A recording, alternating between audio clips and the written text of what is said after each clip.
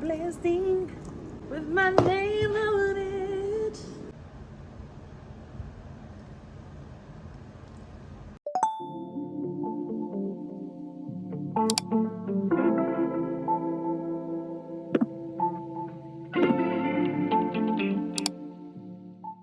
Hey y'all, we are back with another true crime reacts. I go by Judy.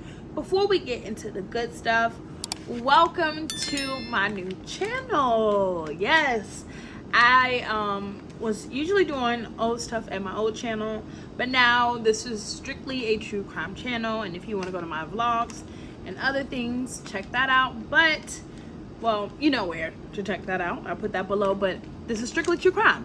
We're here for queer true crime, S-working true crime, and POC true crime, because these are the cases that aren't covered. But today we are watching and reacting to the 4th episode of the Playboy Murders. Did y'all see the latest episode? It was insane. We're gonna do a mask, we're gonna eat some dinner. I got a sweet potato coming out. It's gonna be delish. So after this, we have like 2 more episodes, and we're gonna start I think it's The Secrets of Playboy, and they also have a show on A&E called The Secrets of Penthouse.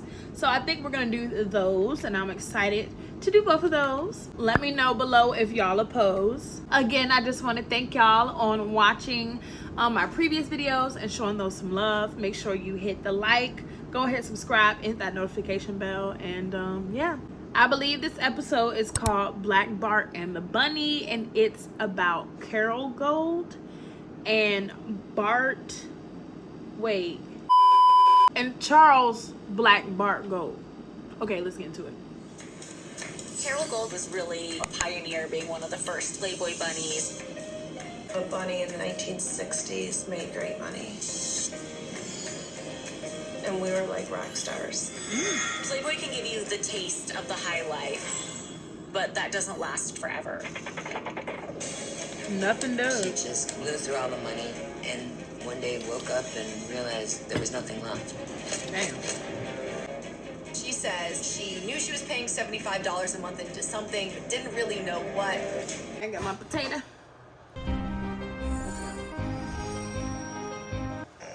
October 20th. Ooh, 1992. Phoenix, Police Arizona. get a call over the radio. A woman had called 911 saying her husband had been shot. Oh God. So we in the 90s. So they rush over. They get there. I was not born yet. 1-year-old Chuck Gold was found dead and murdered inside his home. Gold expired from multiple gunshot wounds. We were told he'd been discovered by his wife, Carol. Carol Gold was 53 years old when her husband Chuck was found brutally murdered. It's a dramatic turn in the life of a woman who just decades ago was on a very different path. Working as a Playboy bunny, Carol was involved with the Playboy company at a very early stage in the early 60s. Oh, okay. Back then, the magazine looked very homemade, cut and paste. It wasn't like the glossy, lavish thing that people saw in decades later.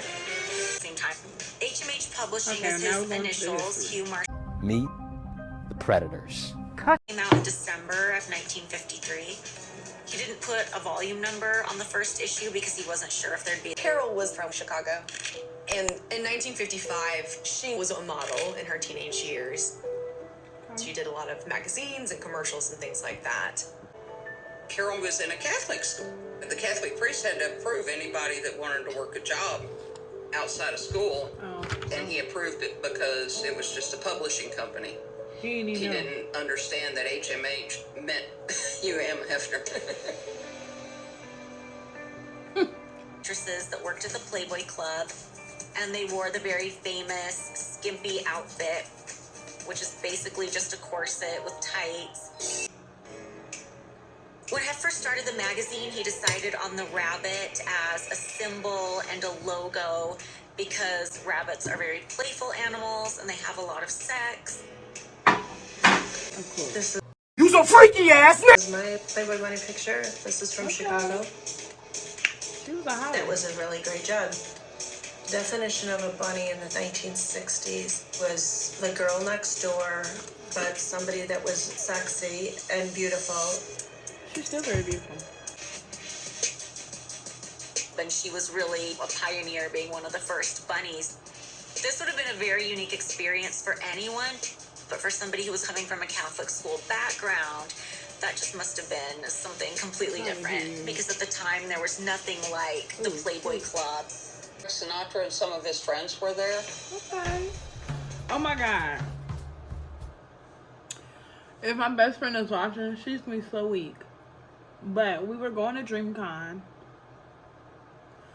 And we were in Austin for DreamCon.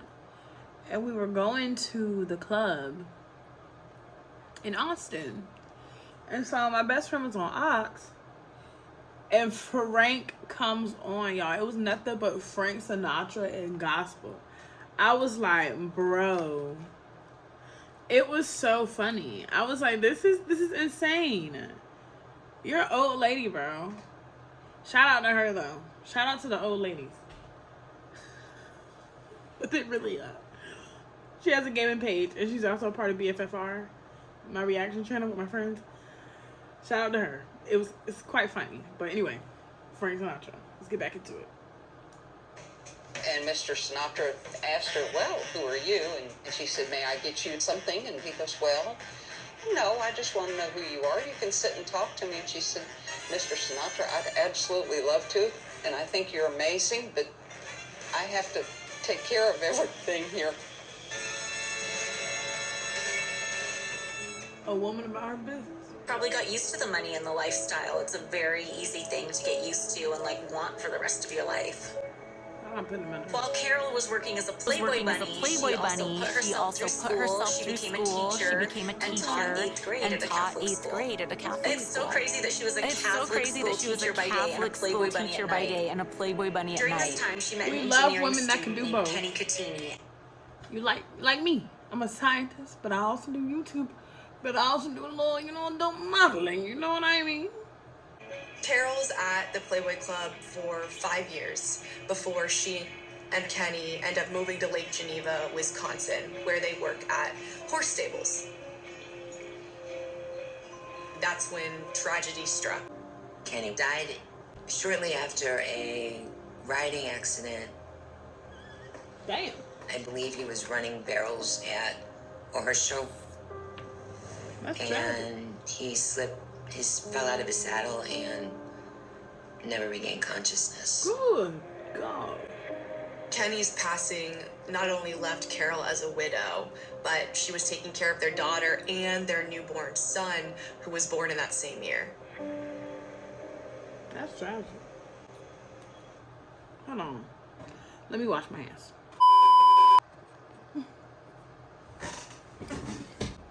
This is a 15-minute type of mask, so let's get into it.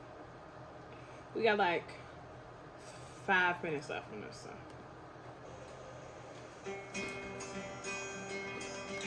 Carol was busy working at the stable and raising 2 kids when she reconnected with a childhood friend, Chuck Gold. Like Carol, Chuck also had 2 kids. Aww. Carol was very good for my father. They had a really great dynamic. Okay, so this is Dawn. They were. Also, sorry if I look like the, is that Saw? Yeah, the thing from Saw. Sorry. My father and Carol knew that they were going to leave Lake Geneva. The main reason for the move was... We had a business where they would do gunfight reenactments at some of the high-end hotels here in the valley at the time. Aw, that's so It was cool. known to My a lot of granddad people loved as watching Black those. Bart. Cash flow was not an issue at that stable. They had a going business, and that was without Chuck. And I can imagine when you add in the gunfight shows and the things that he did, they were doing quite well. Could have been a fairy tale life,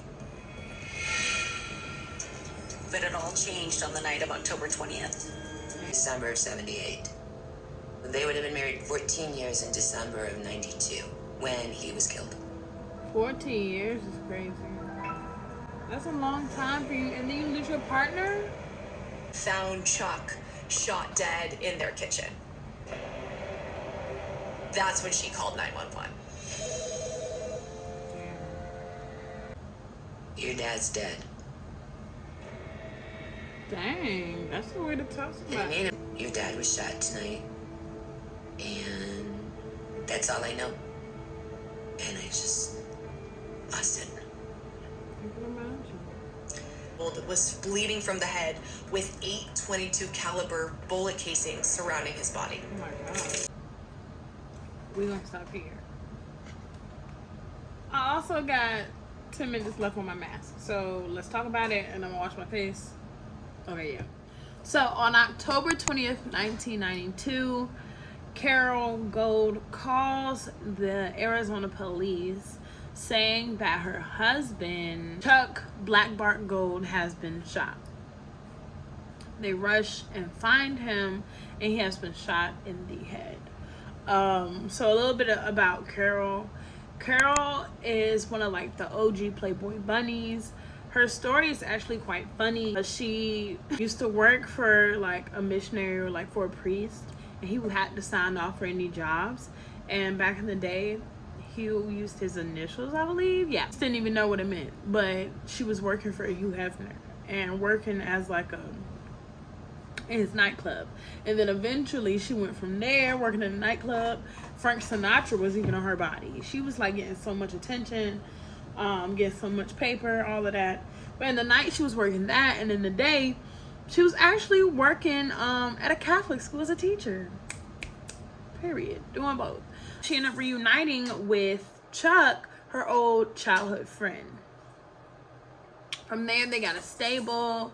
She was still working, you know, with Playboy, but she was also doing the banking for her husband, because her husband used to do Black Bart, which is like a Western famous shooter, reenactor. So he was getting paid for that. So his daughter was basically saying, because she had 2 kids, he had 2 kids, and his daughter was basically saying like the money was very well in the house. Like both of them were very well, making good money.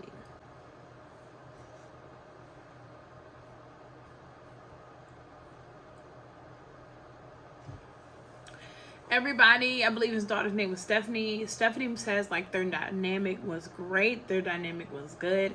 Everything just flowed well. The family just meshed together. But on October 20th, 1992, as she goes home, she opens the door. She sees that her husband has been shot and killed. This is when she calls the police. He has been found dead. I don't know what I'm doing with my hands. He has been found dead in the kitchen. Okay, before we pause, I gotta wash off this mask. We also found that there was no sign of forced entry. So who could have done this? It was somebody trusted. You get what I mean? Or somebody that knew where the key was. Yeah, let's get into it. But yeah, she's an OG bunny. And they were given like a lot of the background story of Playboy.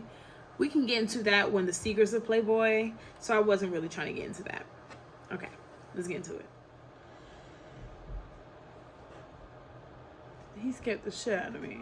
If that's the case, you will normally see things disturbed, but none of that appeared to be the case.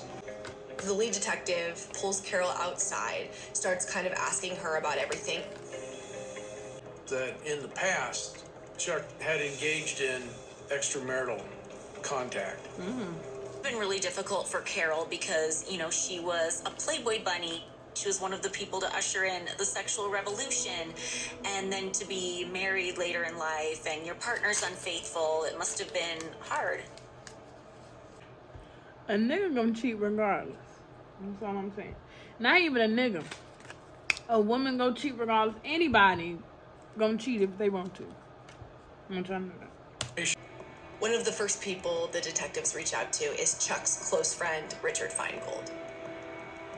Mr. Story was that Chuck was going to divorce Carol and live with or marry Linda when the divorce was final. There's information that Linda lived in the house at some period of time, but for whatever reason, Chuck ended the relationship. Is their dynamic. Oh, so they had like an open marriage. Stable hands of the resort said they saw Chuck and Ronnie arguing loudly over the incident. As a result, Ronnie ran away. Ronnie was known for having a bit of a temper. Ultimately, investigators find out that Ronnie was with his girlfriend at the time that Chuck was murdered, and he was at school the next day, and he didn't even know that Chuck was killed until he was pulled out of school. Damn. That in the weeks leading up to Chuck Gold's murder, he was in a real duke out with another guy, and that happens to be Ashton, Carol's son. Ashton had We found out history of that abusing Ashton hard had drugs. a history of abusing hard Ashton drugs. apparently got hooked on an opioid. Go and question Ashton, who tells them that they had smoothed things over. It wasn't that big of a deal. Everything was fine. Ashton had an alibi for that night. He was with his girlfriend somewhere in public. And there were other people that verified it. But detectives got a call from a family member who said that Ashton was out looking at new Cadillacs. Ooh. And the family member thought Chuck has been. Got me a Cadillac, Cadillac, Cadillac. Got me a Cadillac car. Bonus points if you know where that's from.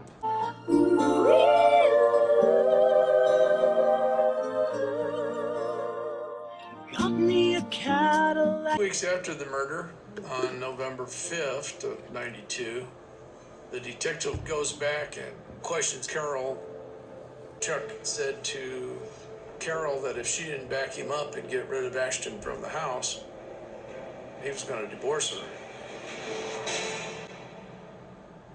But she The music was believed that sitting. Ashton and Chuck had worked out whatever upset him. And at some point during the investigation, detectives got a call from the insurance company, which is not uncommon. Their question is anybody in the family involved? Because there's this $150,000 accidental death insurance. Wait, do y'all think he could have killed the guy on the horse? I don't know. Accidental deaths are common around her? I can't imagine Carol wanting him dead for money for the simple fact that he was the one who helped make the money. Yeah. It doesn't make sense. Stories that Carol had told me was when her husband Kenny died, there was money, and that she just kind of blew through all the money, and she just one day woke up and realized there was nothing left. Oh my God. So she pretty much had to start over. Oh wow. When I went to Phoenix after the funeral, I looked at Ashton, a ring and a bracelet that were my grandfather's. Oh God. And I talked about it last time I was here, that whatever was Grandpa's would go to me. So he would never have let Ashton wear Grandpa's ring and bracelet. Well, Steffi, he did. Well, no, Carol, he didn't. Period. I think that's the first time I really thought about it and really went, oh my God. Are they both involved? Oh my God. Anything for money. Who are you? It does not take long before the answer to that question becomes complex. When I was 25, I could answer that my name is Carol or Miss Cotini. I am the 8th grade teacher. Or good evening, I'm your bunny Carol. Confronting Carol about that accidental death policy, something that she hadn't talked about at all in that first interview. And she says she knew she was paying $75 a month into something, but didn't really know what, and that's what that was.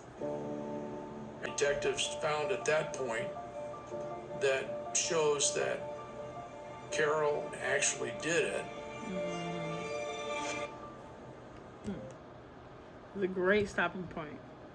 Let's discuss. Okay, so come to find out, the daughter is saying that her father wasn't quite faithful, and so wasn't Carol. I believe they had an open relationship, but that's neither here nor there. That ain't none of our business. You feel me? But they said everybody knew that they had other partners. Like, it was a quite known fact. They just learned that Chuck did not get along with her stepson, who at the time was 22. He used to live with them, but he started doing drugs. He took this like heavy like workout type of like steroid to make him stronger. You know that makes you angrier. And he was smoking weed. He was just doing a lot. And so apparently a few days prior, they got in an argument and he kicked him out. Is Carol connected? Like, what is going on? So then they found out he had an insurance policy over six figures, so 115,000. And Carol's like, oh, I didn't know I was paying $75 a month. I didn't know what I was paying that to go towards too. Girl, try again. It was just so much. So they're trying to figure out, how does Carol have any involvement with it? Because her son has a good alibi. He was at his girlfriend's house and she was at her daughter's house. So they're trying to figure something out. And his daughter Stephanie is saying like she did remember that Carol told her that she blew her first husband's money when he died. Like, she has horrible money management. So she's like, hold on, is she trying to do it again with my dad? So yeah, let's see what's going on. Okay, so now we at November 3rd, 1992. In early 2 weeks November, after. detectives went back and made a second contact with Ashton. It's possible that drug problem is connecting to the murder. The detective comes up with this plan to confront Ashton and kind of makes up the fact that he knows a drug dealer that Ashton knows is involved in this murder. He doesn't actually know that for sure, but he thinks if he brings that up to Ashton, he might get more information out of him. Helpful if you could give us a name of any of these drug dealers that you're associated with or have worked with. And Ashton panicked a little bit. He gives up Bob Pryor. Bob Pryor was Ashton's drug dealer, and that's where he got his new bane from. Ashton had told Pryor that he hated his stepdad so much, he was willing to pay to get him killed. Detective asked Goddard if he knows where Bob Pryor was on October 20th, 1992. And Goddard says, yeah, I was with him. Goddard was driving Bob Pryor around, and he tells the detective they stopped at a gas station, which was conveniently right around the corner from the Gold's house. He said, and he talks about a silencer. Bob Pryor got out of the car with the .22 caliber gun under his jacket. That gun matches the casings that were found around Chuck Gold's body. Got him. But just a few minutes into his conversation with detectives, he realizes, oh, wait a minute, this is about a murder. He's got a lot more to tell the detectives when he says Carol Gold was really the mastermind. For $9,000 to kill Mr. Gold. Is $9,000 worth somebody's life? It's crazy. In a prior separate murder attempt on Chuck, where Carol and Ashton put rat poison in his dinner,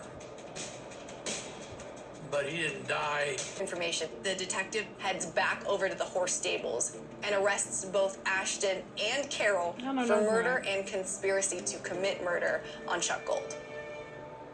Put their ass away. Jury, and that's probably because they couldn't connect the dots. If I was having trouble with it sitting in the gallery, I'm sure the jury was too. 25 to life. Jeez. With the possibility of receiving parole. Thanks to that deal that Bob Pryor had cut, he was only sentenced to 20 years in a medium security prison. Oh, he took the easy way out. Candy boy, why you got so many necklaces? Why you got necklace? Smell like bitch in here.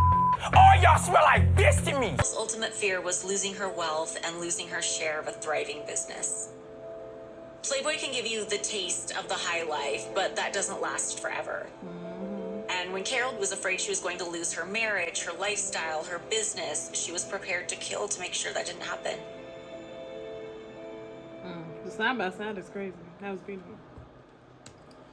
All right, y'all. So this was Black Bart and the Bunny. This is like the in recap and just everything.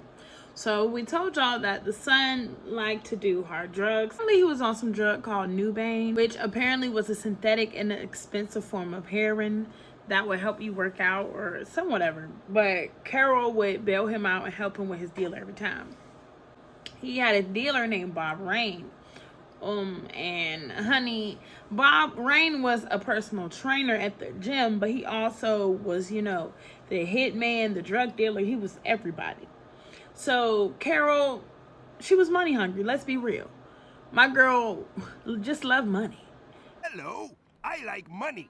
What inspired you to build a second Krusty Krab right next door to the original? Money. Didn't just want to be happy, just loved money. And she felt like her husband was going to divorce her. So she set it up with her son. So Kenneth set up with Robert, who was the dealer, to find a hitman for, you know, for the crime. So they ended up finding somebody, and $9,000 was the price on poor Chuck's head. That's so sad. So they gave that man $9,000. But then it ends up that the police seized Bob's guns or Robert's guns and the $9,000. So he was like, look, I'm about to sing like a canary. So he started telling everybody, like, Carol is the one that was the mastermind. Kenneth is like, you know, the little side. He's the little Robin. He's not Batman. And on October 15th, 1997, 5 years after the crime, they end up convicting Carol and Kenneth. Apparently, Carol was sentenced to life for conspiracy. She has possibility of parole, and Kenneth, I think, was sentenced to like 13 years for conspiracy to commit first-degree murder. And Robert, being that he pleaded, has 20 years. Is she alive today? Hold on. I can't find anything, but I did find that she did say, I had nothing to do with this crime during her trial and her sentencing. So, yeah. Who knows? All right. Thanks for hanging out with me with another SW in True Crime Reacts, the Playboy Murders. Let me know if you like this one. This one was honestly a little interesting. So let me know your thoughts on this series. This series has been quite interesting. Every single episode is very much shocking to me. I'm looking forward to hear your thoughts. Again, make sure you comment, like, subscribe, and hit that notification bell so you know when I'm posting next. I appreciate y'all, and I love y'all. And until next time, I'll see y'all later, and stay safe. Bye.